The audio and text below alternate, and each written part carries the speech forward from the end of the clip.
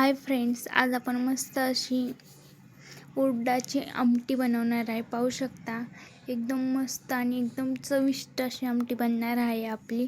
यासाठी आपण 2 वाट्या उडीद डाळ घेतलेली आहे. या ठिकाणी ती मस्त अशी वॉश करून घ्यायचे.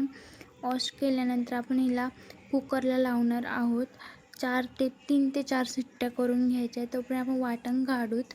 आपण इथे थोडेसे खोबरे आणि 8 ते 9 मिरच्या आणि थोडा लसूण घेतलेला आहे.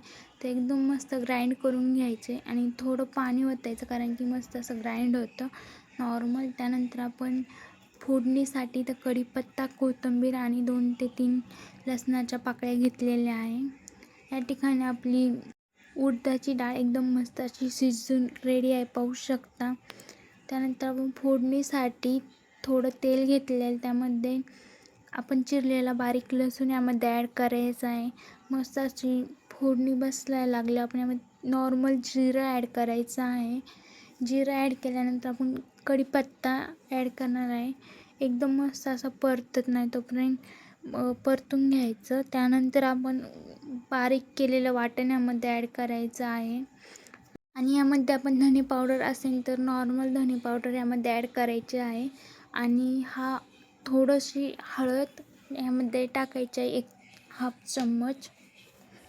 त्यानंतर आपण यामध्ये कोथिंबीर ॲड करायचे. नंतर आपण उडदाची डाळ यामध्ये ॲड करायचे आणि एकदम मस्त असं हलवून परतून घ्यायचं आहे.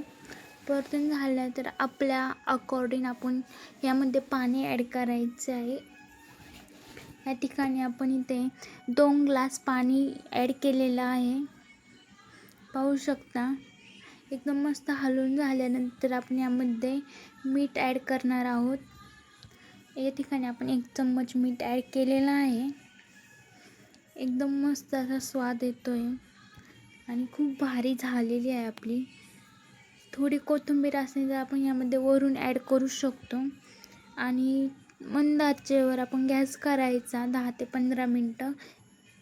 या ठिकाणी 10 ते 15 मिनटांनी पाहू शकता एकदम भारी उकळी आलेली आहे आणि एकदा हलवून घ्यायचं. एकदम मस्त अशी आपली उडदाची आमटी रेडी आहे. या ठिकाणी पाहू शकता एकदम मस्त अशी झालेली आहे.